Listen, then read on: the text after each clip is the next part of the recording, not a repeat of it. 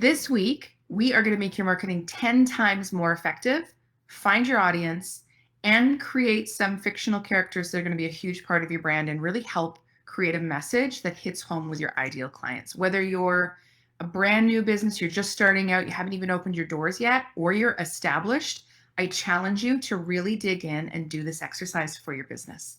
Because often we think we know who our market is, and often we haven't really nailed it. And it's causing us to struggle and not get results from our marketing, or our audience has maybe shifted over the years since we first did this exercise, and we're not connecting like we should be anymore. And I will hazard a guess that if you are struggling in your marketing, anywhere in your marketing, it probably comes back to this somewhere along the line. So it's a critical exercise for everybody, no matter what stage you're at. We're going to get super clear on your niche and who your ideal customers are and where they are. And we're not talking top level stuff. We're talking like you know them like a best friend. And that's what's going to really amplify your marketing. So I really believe you need to obsess over your customers. And before you even have customers, you should be obsessing over your potential customers. So who will they be? What are their needs? What motivates them?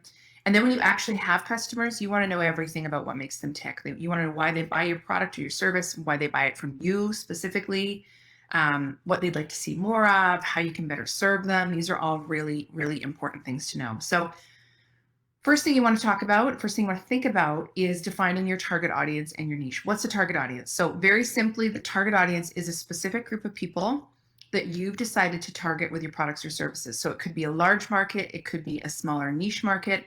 The most common mistake new business owners make is to insist that their product is for everybody.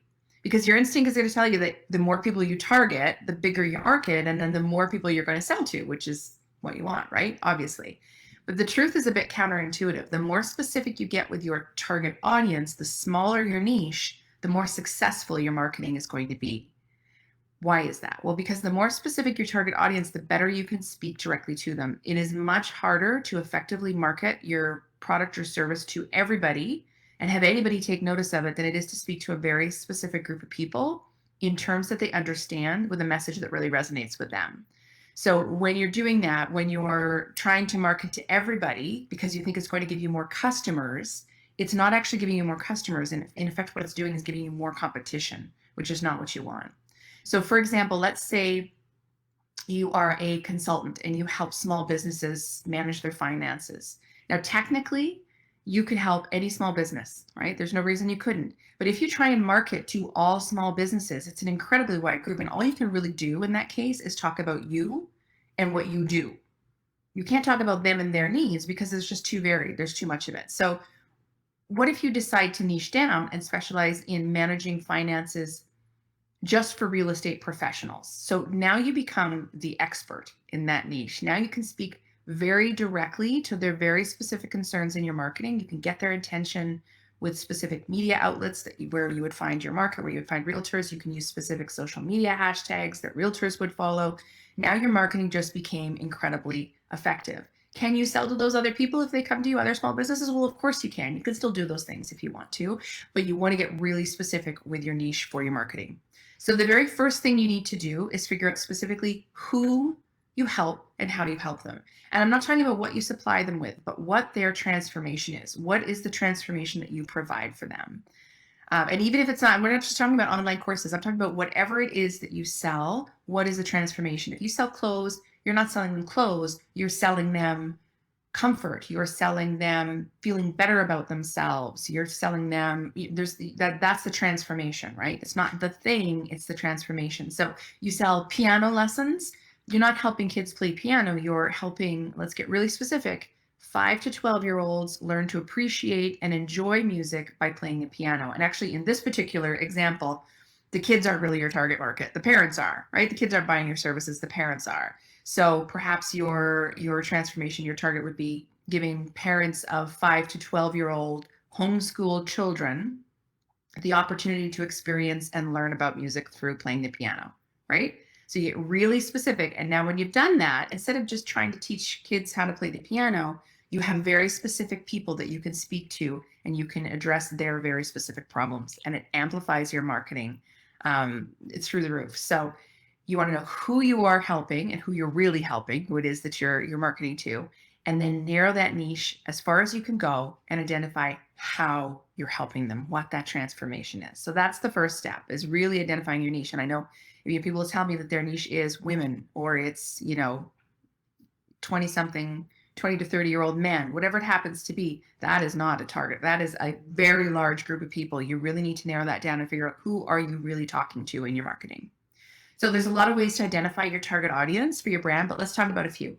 The first one is market research. And with all things marketing, research is your best friend. You want to look at all aspects of your market. So you want to, if you have a business with existing customers, take note of those existing customers and what their attributes are. So what do they look like? You can look at your social media. You can look at your website analytics. It'll help you understand who's visiting your site, how they navigate it, which pages they're visiting the most. You want to see who's interacting with your social media. If you don't have customers yet, you can look at your closest competitors and take note of their customers. So look at their location. Are they local? Are they national? Are they international? Look at the demographics, like the age, the gender, the occupation, income level, that sort of thing of their customers. Then you want to look at the psychographics, which are the values, the hobbies, the lifestyle, the personality, the attitude, that sort of thing of their customers. Their customers' buying habits, their motivations, pain points, all of those things. Right. And you can find out that information by visiting their locations. You can find out that information by following them on social media, seeing what platforms they use. A great way to do that is by looking at their reviews, if they have reviews online, because then you can see the customer pain points right there. All of the things that people are mentioning in the reviews are very, very helpful information for you. So definitely look at that with your competitors as well. And then look at the changing economic trends and shifts in your market. There's been a lot of changes over the last few years that will change the habits and the needs of your customers. So if your business has been around for 10 years, your market right now, your buyers right now have changed. How they do things has changed over the last 3 years, 2-3 years. So you want to look at that, and you want to look at it again. So this is an exercise really you should be doing every single year, because either your business changes or your customers change, but nothing is static. You need to be on top of this. So you can look at your own networks for data as well. So if you want to look at your friends and family, look at what products they use, especially if they're in your target market. Tap into your network of business colleagues, funders, mentors, all of those things. You want to understand your ideal customer, who they are, what they think, how they live, what their challenges are. So let's talk about buyer personas and why you need them. And I'm going to give you a really cool tool where you can build your own buyer personas. So what's a buyer persona? Also known as an avatar. There's other names for this, but it's basically a fictional representation of your ideal customer based on data and research. That's the important part. If you built a buyer persona and you just guess at who they were and what they did, then you're really just guessing. It's not based on data, right? So you want to do your research first and then build your buyer personas. So this is going to help you focus your time on the right prospects. It's going to guide your product development to make sure that you're meeting the needs of your customers. And it's really going to serve as a touchstone for every part of your business to come back to. So I'm going to give you an example of one of our buyer personas. Her name is Trina Walker. And I'm going to show you actually her buyer persona as we go through this. But we have a buyer persona workbook for you, and it is on the website. If you go to shecorporated.com, it is there on the website, and I'm going to put the link for you as well in the comments at the end here. I'll pop it into the description of this live so that you can link over to it and get it. But you can also go to shecorporated.com and you click on free downloads, and it'll be right there. And it's called Buyer Persona Workbook. And it has Trina's example in there, and then it has some worksheets for you to work through your own as well. So our target audience, if we were just to give you kind of basic high-level information, is women between 24 and 55 in North America with a new business. That's the kind of generic information. But from that basic statistical information, we can get a lot more personal to understand how to really target our market and talk to them in a way that we can connect with them. So we start with the basics of what they are, but then if you want to make your message 10 times more effective, you need to talk to them like you know them. So how do you get to know them and talk to them at that level? You create buyer personas. So I said women 25 to 55 in North America with a new business, right? Now, if we do a buyer persona, and if you look in the buyer persona templates workbook that I will give you the link for, It looks like this. It's on the site. And we've got Trina's buyer persona all mapped out here, even with a picture of Trina. There she is. This is what a buyer persona sounds like. Trina is 26 years old. She works as a city clerk in Portland, Oregon. She's a busy single mom. She has a 4-year-old son named Trey.